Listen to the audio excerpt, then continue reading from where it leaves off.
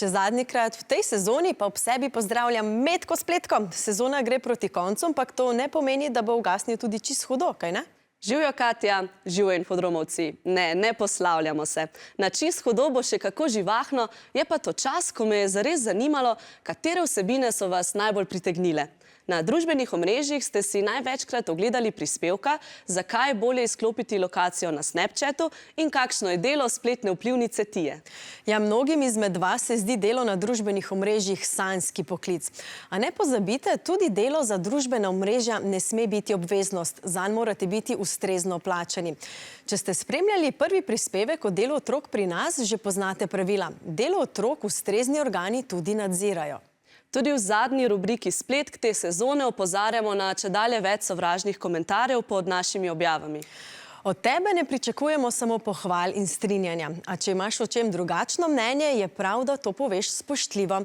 In če ti to še ne gre najbolje, lahko greš na naravo, malo zadihati, preverjeno pomaga. Če nesramnih komentarjev ne pišeš ti najprej pošiljam eno virtualno petko in te vabim, da k spoštljivemu govoru pod našimi objavami pripomoreš tudi ti. Kako? O tem sem se tokrat pogovarjala z učenci na osnovni šoli Brinje Grosuplje.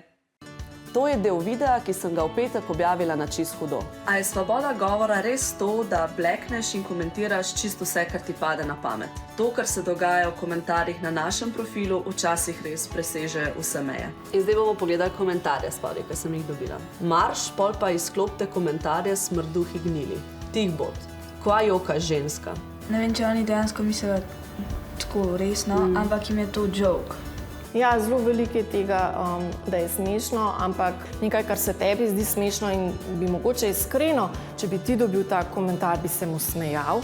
To ne pomeni, da je pri drugi osebi enako. Vsaka oseba ima svojo zgodbo. In ne vemo, kaj doživlja v življenju. Izkušnjo s sovražnim govorom na TikToku ima tudi Mirsad. Pisali so mi, da ne sodim v tej državi, ker pač nisem točno po krvi iz te države, ampak rojen sem pa tukaj. Ne bi pač nikoli nehal snemati zaradi tega, ker zelo ljudi se misli slabo o meni ali pa o mojih posnetkih, naprimer.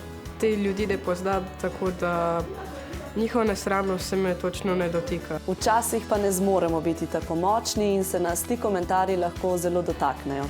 Kaj pa storimo potem? Ali komentarjev sploh pač ne gledaš več, če te hejtajo, ali pa jih ignoriraš. Če bi mi pa to en neznanec napisal, bi pa samo izbrisala komentarje. Ja, a pa če je od mojega prijatelja objavil to napisal v komentar, mu lahko rečem, da meni to ne je v redu, ali pa kaj tazga, zakaj to objavlja. Ali pa če je to moja prijateljica, ali pa nekdo, ki ga poznam, reportam. Vsekakor priporočljivo, da prijavimo. Če poznamo osebo, ki je žrtev, je tudi fajn, da jo opozorimo, da se to dogaja, lahko napišemo mi kakšen pozitiven komentar nazaj o tej osebi. In še svojega prijatelja, ki je bil deležen grdih komentarjev po tolaži in skupaj preživita dan brez družbenih omrežij.